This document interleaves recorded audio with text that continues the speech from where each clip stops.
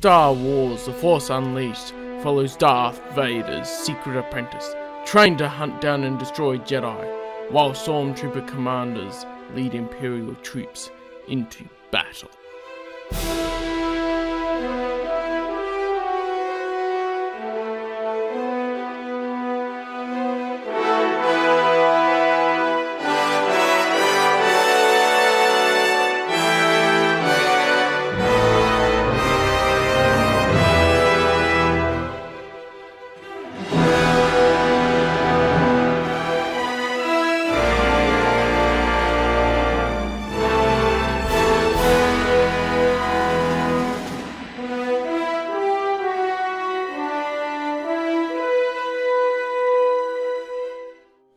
Hello there, I'm Callum and you guessed it, this video will be about the Stormtrooper Commander, which is one of the new Star Wars Black Series Gaming Greats figures. Now, instead of just doing an I bought it video, I thought I would muck around and do some toy videography with it as well, because of course I do film on TV and it's like, well, I want to try something different than just sit down. I've talked about it. And also, it doesn't seem as interesting to me when it's just bleh. I bought it. But I also thought I'd talk about a couple of things with this figure that, I mean, it's very easy to criticize about it, but I thought I'd just note. Now, and before I start doing that, I will say I'm no expert on figurines or reviewing them, because this will be my actual first figurine review, if you would call it that. And anyway. So, the Star Wars Black Series Gaming Great Stormtrooper Commander. The first thing I wanted to talk about is the description on the back. And now I read it out at the start of the video, but I thought I would go through it and give my thoughts on how I could do a bit more to describe the Stormtrooper Commander and be more epic. So this would be Star Wars: The Force Unleashed follows Darth Vader's secret apprentice, trained to hunt down and destroy Jedi. That first part is a very basic description of The Force Unleashed. And if you're getting this figure, I would hope you know what The Force Unleashed is. So I don't know if you really need that description in there. And it's also not really relevant to the Stormtrooper Commander itself, more to The Force Unleashed, which really, this could be a normal Stormtrooper painted a different colour. Now, I'm not saying that's a bad thing, but that could be something that people just look at it and go like that. So maybe that's why they put the Force Unleashed little description in there, as well as the logo. But anyway, the next part is, while Stormtrooper Commanders lead Imperial troops into battle. And I thought, nah! Commanders would never lead troops into battle. Nah, these are just foot soldiers that do normal things. I love the Force Unleashed, by the way. I was just going, surely you could have come up with something a bit better. But hey, it is what it is, and we've got a new Star Wars Expanded Universe figure, so I shouldn't complain too much, which is amazing. Anyway, I'll go to some of the details on the figure itself.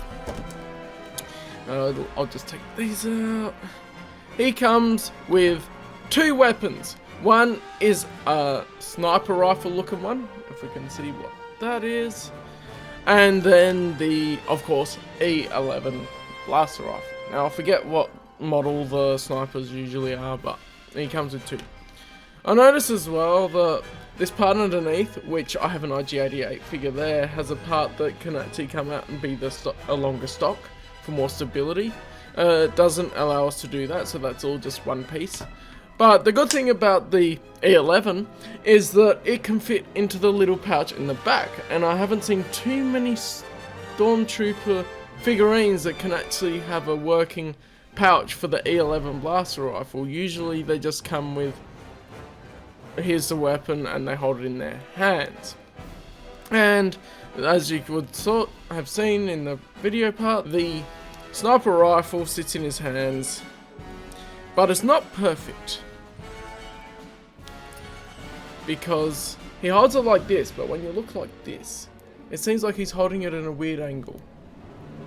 And this isn't that, but also the thing that's getting me with holding the sniper rifle is I can't actually aim it with the Stormtrooper. I can aim it when he's like this. This would be more stability with a crooked elbow than if he held it out like this, like he would with the E11.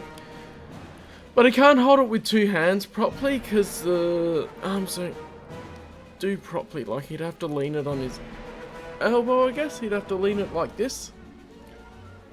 And even then it's not properly leaning. But he can't hold it with his hand in a way that will allow him to point straight. Nah, see? He doesn't hold it properly. It's just sitting there. And I mean, you could do a trick of the eye with the camera angle and stuff to be able to make it look like he's holding it. But inevitably, he's not holding it, which bugs me. But that's the way it goes. And when I put the rifle in his hand, his finger doesn't quite go in. Which is nice for trigger discipline. But it doesn't actually go so he can fire the weapon. And it's the same with the blaster rifle as well. Yeah, if I can put it in. He doesn't actually get his finger inside the guard, so he can't fire the weapon. Little details, that's a bit nitpicky, but little details. Anyway, that was the weaponry. They're pretty cool. There's a bit of detail on them. I like those. They look cool. Now, the thing with the actual figure itself, he has some good range of movement. So he can sit, as you would have seen. He can do all that. He can probably parachute as well if you do this. Whee! And his arms can actually go behind him as well. And he can Naruto run.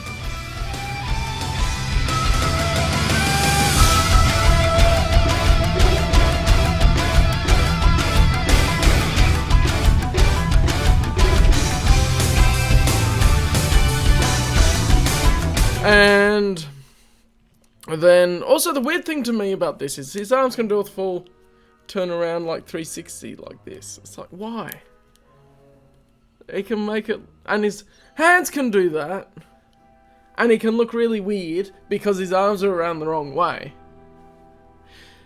But I mean, it's cool if you want to position them in certain areas, I guess.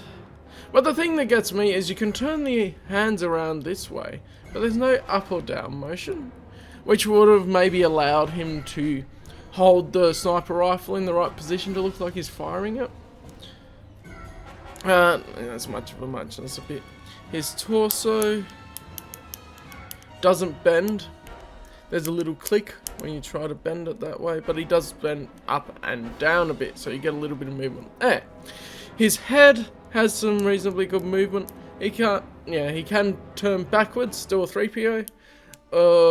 He can go up and down, so there's some good movement on the head there. I like that. And yeah, interesting. I like the little detail that it wouldn't be like a normal Stormtrooper, that he has a longer section on one of the legs compared to the other for the armor to actually cover his knee. But I don't know why he wouldn't have it on both legs to cover both knees so that they can't shoot his kneecaps out.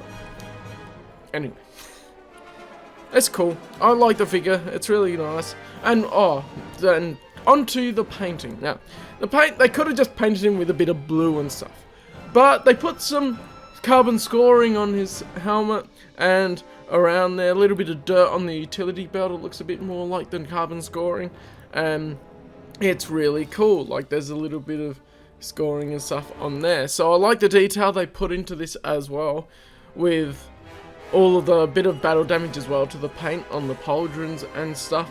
It looks really cool, and yeah, battle damage to the paint all around, like he's actually been in battle, which is actually really cool.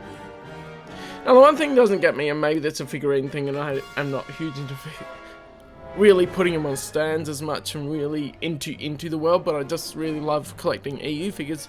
He has a hole in the back, in where the hexagon is there, and that could be for a stand for anyone wanting to put him on a stand so he stands up properly. But he's not too bad to figure out how he stands up, not like Jaina that keeps falling over. He will stay up when you put him in the right position and center the balance properly and all that, so that's good. So overall, he's a really cool figure. I do enjoy playing with him. Yeah, play with him. Haha, you're holes. And it's really cool to see how we're getting new EU figures, which is awesome. I've also pre-ordered the Funko Pops for the Force Unleashed Shadow Trooper and the Knights of the Old Republic Revan and Malik, but unfortunately they're not the same type of figures you can do the toy photography and this sort of thing with. And overall, I like how they chose Revan and Malik and stuff for Pops, because that doesn't mean the faces look too similar to all the other Pop figures. It's like the Star Wars Legends brain thing. Yeah, the other one, that is the Imperial Guard, that's right. Has a face mask on as well, so it looks a bit more distinct compared to others. But yeah, that's pretty much my thoughts on the Stormtrooper Commander that Hasbro has released as a Black Series Gaming Greats figure. I'm keen to get more of these EU figures because they're awesome. I'm really enjoying it, and it's a thumbs up. That's his natural position from me. And of course, it's just a little thing like figures. How much articulation do you want? How much movement do you want, and all that, as far as the other things. But yeah, really cool. And I hope you enjoyed this video. So don't forget, you can like the video if you liked it. You can subscribe for more EU content, as well as my other gaming streams and whatever I'm doing. And if you let me know what you think of the Stormtrooper Commander. Have you got it? Are you interested in getting it now? What do you think of the toy videography? It's my first time trying toy. It's my first time trying toy videography, or even toy photography with a proper camera as well, because I use my camera from my film and TV stuff. And so, yeah, let me know what you think of that. I thought I put something together pretty cool, and I mean, I just haven't done anything to set up a scene as much for it. I just went into my backyard and picked some spots and did some things, so it's pretty fun. So yeah, let me know what you think.